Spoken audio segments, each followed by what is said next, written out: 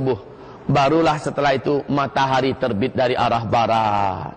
Nah, kata Allah, kata Rasulullah, saat malam panjang itu, itulah ibadah yang terakhir manusia di muka bumi. Kenapa? Besoknya seluruh Al-Quran Allah sudah hilangkan di muka bumi. Seluruh Al-Quran. Orang ingin melihat Al-Quran, dicari, tinggal lembaran-lembaran putih saja lagi, tidak ada tulisan. Orang-orang yang hafal Al-Quran 30 juz akan hilang seluruh hafalannya. Orang yang hafal Al-Fatihah dan Qul Huwallahu Ahad sekalipun akan hilang seluruh hafalannya dari kerongkongannya. Tidak ada lagi ibadah, tidak ada lagi amalan kecuali di hati mereka iman Allah, Allah, Allah. Setelah itu tidak ada lagi. Kaum muslimin, Rasul mengatakan matahari itu terbitnya hanya setengah hari saja, lalu tenggelam balik di tempat dia terbit tadi, yaitu sebelah barat, dan besoknya dia terbit sebelah timur seperti biasa. Tapi Allah munculkan tanda kiamat yang nomor 6. Tanda besar kiamat nomor 6, yaitu seperti dalam surat Al-Anbiya, keluarnya binatang raksasa dari dalam perut bumi sebanyak 3 kali kemunculan di tempat-tempat yang berbeda-beda.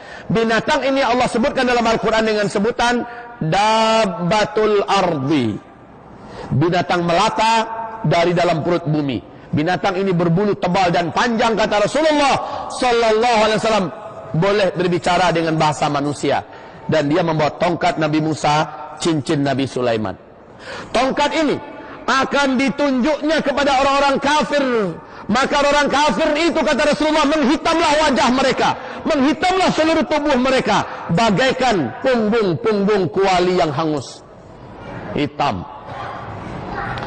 Dan cincin Nabi Sulaiman akan diusapkannya ke wajah orang-orang yang beriman yang masih hidup di bumi pada saat itu. Maka kaum muslimin, orang beriman ini pun menjadi putih, bersih dan bercahaya wajahnya, sehingga benar-benar berbeda antara orang beriman dengan orang kafir. Maka setelah itu, kata Rasul, muncullah tanda besar kiamat yang nomor 7, yaitu angin lembut bertiup dari arah timur. Angin lembut bertiup dari arah timur. Angin ini sejuk, lembut. Tidak ada satupun orang yang mengenal Allah dan beriman kepada Allah di timur dan di barat, di utara dan di selatan, di seluruh permukaan bumi ini. Apakah dia tinggal dalam perut gua, apakah dia tinggal di gunung, di lembah, di pulau, di gurun Sahara, dimanapun saja ada orang beriman, angin ini akan menjemputnya, angin ini akan menyentuhnya, dan dia pun meninggal di situ. Orang beriman akan meninggal serentak di muka bumi pada saat itu. Seluruh orang yang mengenal Allah, beriman kepada Allah, apakah imannya kuat, apakah imannya sedikit, meninggal serentak. Seolah-olah binatang tadi muncul buat memberi tanda, lalu setelah putih, bersih orang beriman ini, angin itu datang menjemput kepada orang-orang yang sudah diberi tanda, dan meninggallah. Tidak ada lagi tersisa orang beriman. Faham sekarang kenapa Nabi mengatakan selama masih tersisa satu saja orang beriman di muka bumi, Allah akan tunda kiamat itu 40 hari lagi. Ini pertanda seluruh orang beriman akan Allah wafatkan secara serentak, sebagai tanda besar kiamat yang nomor 7. Artinya tanda besar kiamat nomor 8 tidak ada lagi orang beriman akan menyaksikan, yaitu penenggelaman bumi di sebelah timur. Tanda kiamat yang nomor 10, nomor 9, penenggelaman bumi di sebelah barat. Dan tanda kiamat yang ke-10 adalah munculnya api raksasa yang menggiring manusia ke wilayah Syam. Dan situlah nanti kiamat raksasa, kehancuran alam semesta terjadi. Kaum muslimin yang kami muliakan, 7 tanda besar kiamat akan disaksikan oleh orang Islam umat Nabi Muhammad. Kapan itu Pak Kiai? Mungkin 1000 tahun lagi kah?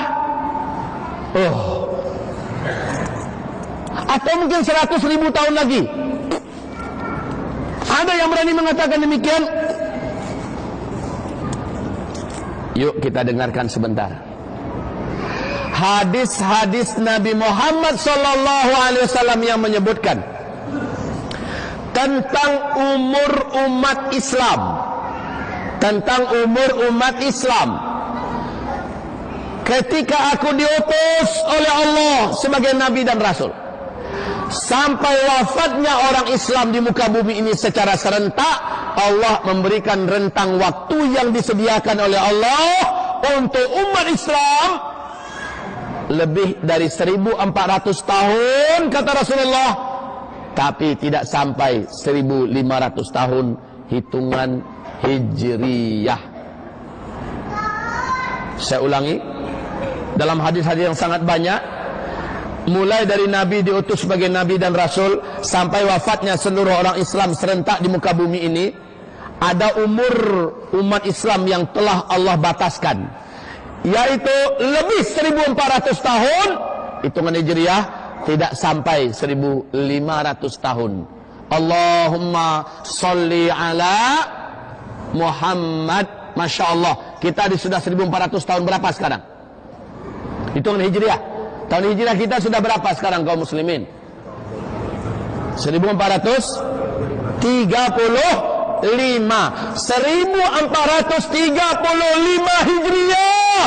Rasul mengatakan umur umat Islam lebih 1400 tahun dan tidak sampai 1500 tahun. Kita sudah 1435 sekarang ini. Ada hadis-hadis yang lain yang penuh dengan hitungan-hitungan matematika.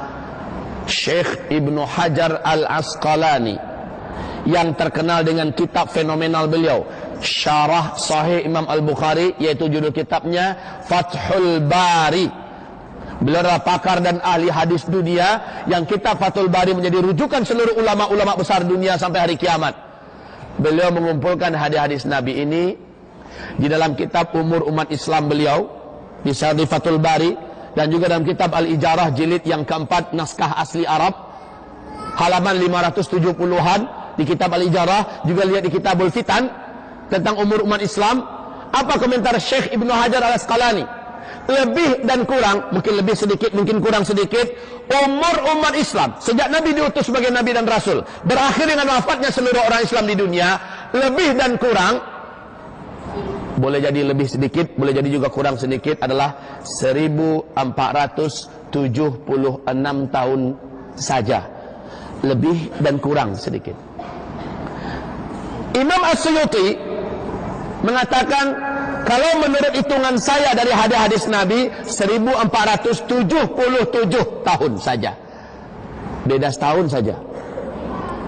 Syekh Ibnu Rajab Al-Hambali mengatakan, yang paling aman pokoknya, katanya, main pokoknya dia, pokoknya lebih 1400 tahun, yang pasti tidak sampai 1500 tahun. Nah kaum muslimin, yuk kita coba menghitung dengan hitungan Syekh Ibnu Hajar Al-Asqalani. Beliau mengatakan umur umat Islam ini lebih dan kurang 1476. Sekarang kita berapa, Pak? 1435. Silakan dikurang-kurangi. Berapa sisa yang di depan kita lagi?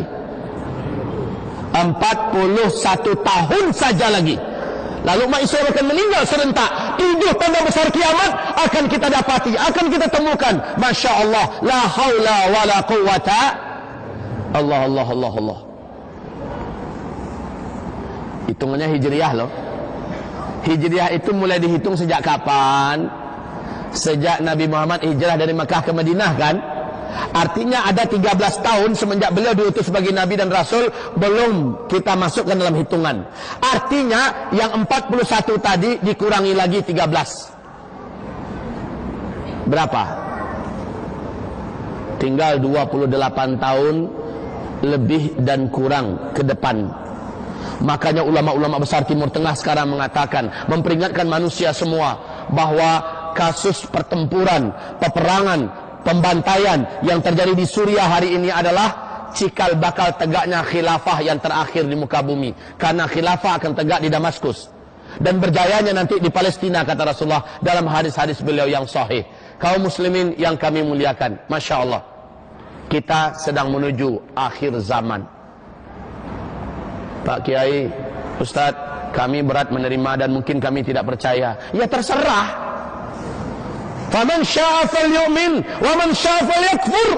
Yang mau percaya, imanilah ini. Yang tidak mau percaya, kufurilah. Tidak ada masalah. La ikraha fid din.